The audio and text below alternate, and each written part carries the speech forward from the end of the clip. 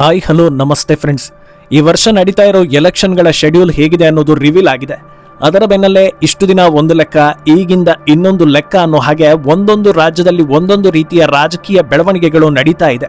ಈ ಪೈಕಿ ಎಲ್ಲರ ನಿರೀಕ್ಷೆ ಹೆಚ್ಚಿರೋ ಪಶ್ಚಿಮ ಬಂಗಾಳದಲ್ಲಿ ಈ ಬಾರಿ ಅಧಿಕಾರಕ್ಕೆ ಬರಲೇಬೇಕು ಅಂತ ಪಣ ತೊಟ್ಟಿರೋ ಬಿಜೆಪಿ ಸಿಎಂ ಮಮತಾ ಬ್ಯಾನರ್ಜಿಯನ್ನ ಮೇನ್ ಟಾರ್ಗೆಟ್ ಮಾಡಿದ್ದಾರೆ. ಅವರು ಯಾವ ಕ್ಷೇತ್ರದಲ್ಲಿ ಸ್ಪರ್ಧಿಸಿದ್ರು ಅಲ್ಲೇ ಸೋಲಿಸಬೇಕು ಅನ್ನೋ ರೀತಿ ಪ್ಲಾನ್ ಮಾಡ್ಕೊಂಡಿದ್ದಾರೆ. ಈ ಬಾರಿ ಕೂಡ ಮಮತಾ ಬ್ಯಾನರ್ಜಿ ಎದುರು ಸ್ಪರ್ಧೆಗೆ ಇಳಿದಿರೋದು ವಿಪಕ್ಷ ನಾಯಕ ಹಾಗೂ ಬಿಜೆಪಿಯ ಸಿಎಂ ಅಭ್ಯರ್ಥಿ ಸುವೇಂದು ಅಧಿಕಾರಿ. ಅಲ್ಲಿಗೆ ಮಮತಾ ಸ್ಪರ್ಧಿಸೋ ಕ್ಷೇತ್ರದ ಮೇಲೆ ಎಲ್ಲರೂ ಚಿತ್ತ ನೆಡುವಂತಾಗಿದೆ. ಹಾಗಿದ್ರೆ ಈ ಪ್ಲಾನ್ ನಲ್ಲಿ ಮಮತಾ ಟ್ರ್ಯಾಪ್ ಆಗ್ತಾರಾ, ಎಸ್ಕೇಪ್ ಆಗೋದಕ್ಕೆ ದಾರಿ ಇದೆಯಾ ಅನ್ನೋ ಡೀಟೇಲ್ಸ್ ಅನ್ನ ಕೊಡ್ತೀನಿ. ನೀವು ಮಿನಿಟ್ ಮೇಡ್ ಚಾನಲ್ ಅನ್ನ ಫಾಲೋ ಮಾಡಿ ಸಬ್ಸ್ಕ್ರೈಬ್ ಮಾಡ್ಕೊಳ್ಳಿ. ಎಲೆಕ್ಷನ್ ಡೇಟ್ ಅನೌನ್ಸ್ ಆದ ಮರುದಿನವೇ ಬಿಜೆಪಿ 144 ಅಭ್ಯರ್ಥಿಗಳ ಮೊದಲ ಪಟ್ಟಿಯನ್ನ ಬಿಡುಗಡೆ ಮಾಡಿದೆ. ಇದರಲ್ಲಿ ಮುಖ್ಯಮಂತ್ರಿ ಮಮತಾ ಬ್ಯಾನರ್ಜಿ ಅವರ ಕ್ಷೇತ್ರವಾದ ಕೋಲ್ಕತಾದ ಬಬಾನಿಪುರದಿಂದ ಪ್ರತಿಪಕ್ಷ ನಾಯಕ ಸುವೇಂದು ಅಧಿಕಾರಿ ಅವರನ್ನ ಬಿಜೆಪಿ ಕಣಕ್ಕಿಳಿಸಿರೋದು ಕುತೂಹಲ ಕೆರಳಿಸಿದೆ. ಇಂಟ್ರೆಸ್ಟಿಂಗ್ ವಿಷಯ ಏನಂದ್ರೆ, ಕೇವಲ ಇಲ್ಲಿ ಮಾತ್ರ ಸುವೇಂದು ಕಣಕ್ಕಿಳಿತಾ ಇರೋದಲ್ಲ, ತಮ್ಮದೇ ಕ್ಷೇತ್ರ ಅರ್ಥಾತ್ ಮಮತಾ ಬ್ಯಾನರ್ಜಿಯ ಮೂಲ ಕ್ಷೇತ್ರ ನಂದಿಗ್ರಾಮದಲ್ಲೂ ಸ್ಪರ್ಧೆ ಮಾಡೋ ಸಾಧ್ಯತೆ ದಟ್ಟವಾಗಿದೆ. ಅಂದ್ರೆ ದೀದಿ ಎಲ್ಲೆಲ್ಲಿ ಸ್ಪರ್ಧೆ ಮಾಡ್ತಾರೋ ಆ ಎಲ್ಲಾ ಕಡೆಗಳಲ್ಲಿ ಸುವೇಂದು ಸ್ಪರ್ಧೆ ಮಾಡೋದಕ್ಕೆ ಪ್ಲಾನ್ ಮಾಡ್ಕೊಂಡಿದ್ದಾರೆ. ಸದ್ಯ ಒಂದು ಕ್ಷೇತ್ರ ಅನೌನ್ಸ್ ಆಗಿದ್ದು ಇನ್ನೊಂದು ಕ್ಷೇತ್ರದ ಗೌಪ್ಯತೆಯನ್ನ ಕಾಪಾಡಿಕೊಂಡಿದ್ದಾರೆ. ಬಹುಶಃ ಟಿಎಂಸಿ ಕಡೆಯಿಂದ ಮಮತಾ ಯಾವ ರೀತಿ ತಂತ್ರ ಮಾಡ್ತಾರೋ ಅದನ್ನ ನೋಡಿಕೊಂಡು ಮುಂದಿನ ಹೆಜ್ಜೆ ಇಡೋ ಪ್ಲಾನ್ ಇರ್ಬೋದು ಅನ್ನೋದು ಇಲ್ಲಿ ಕ್ಲಿಯರ್ ಆಗ್ತಾ ಇದೆ. ಸರಿ, ಈಗ ಎರಡು ಕ್ಷೇತ್ರದಲ್ಲಿ ಸ್ಪರ್ಧಿಸೋದು, ಫೈಟ್ ಕೊಡೋದು ದೊಡ್ಡ ವಿಷಯ ಅಲ್ಲ. ಆದ್ರೆ ಅಲ್ಲಿ ಗೆಲ್ಲೋ ಚಾನ್ಸಸ್ ಬಿಜೆಪಿಗೆ ಇದೆಯಾ ಅಂತ ಕೇಳಿದ್ರೆ ಕಳೆದ ಬಾರಿಯ ನಂದಿಗ್ರಾಮದ ರಿಸಲ್ಟ್ ನೋಡ್ಬೇಕಾಗುತ್ತೆ.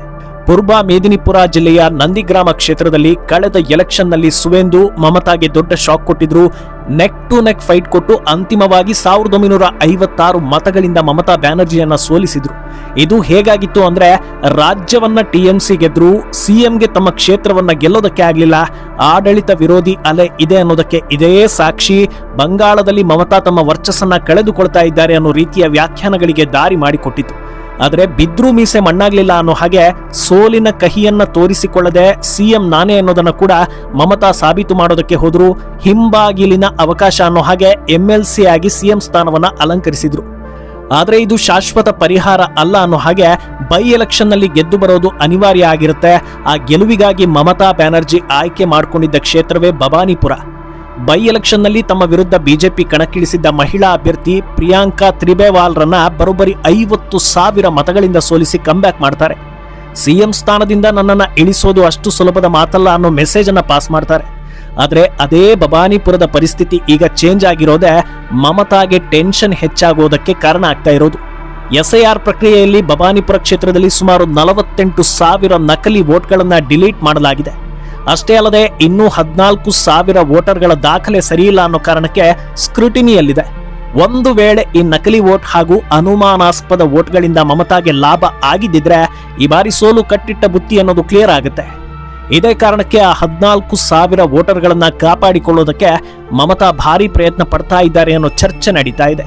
ನಕಲಿ ವೋಟ್ ಲೆಕ್ಕ ಒಂದು ಕಡೆ ಆದ್ರೆ ಈ ಮಧ್ಯೆ ಆಡಳಿತ ವಿರೋಧಿ ಅಲೆ, ಅಸಮಾಧಾನ ಅದೆಲ್ಲವೂ ಕೂಡ ಆಡ್ ಆನ್ ಆಗುತ್ತೆ. ಆಗ ಗೆಲುವು ಕಷ್ಟ ಆಗ್ತಾ ಹೋಗುತ್ತೆ. ಅಂದಹಾಗೆ ಈಗ ಸುವೇಂದು ಬಬಾನಿಪುರಕ್ಕೆ ಫಿಕ್ಸ್ ಆಗಿದ್ರೆ ನಂದಿಗ್ರಾಮವನ್ನ ಟೆಂಟೇಟಿವ್ ಆಗಿ ಇಟ್ಕೊಂಡಿದ್ದಾರೆ. ಮಮತಾ ಕ್ಷೇತ್ರ ಬದಲಿಸಿದ್ರೆ ಅದೇ ಕ್ಷೇತ್ರಕ್ಕೆ ಶಿಫ್ಟ್ ಆಗೋ ಪ್ಲಾನ್ ಕೂಡ ಇದೆ ಅನ್ನೋ ಚರ್ಚೆ ಇದೆ. ಅದರಿಂದ ಈ ಎಲೆಕ್ಷನ್ ನಲ್ಲಿ ಮಮತಾಗೆ ದಿಗ್ಬಂಧನ ಹಾಕೋ ಕೆಲಸ ಆಗ್ತಾ ಇದೆ. ಈ ಸ್ಟೋರಿ ಬಗ್ಗೆ ನಿಮ್ಮ ಅನಿಸಿಕೆಯನ್ನ ಕಮೆಂಟ್ ಮಾಡಿ.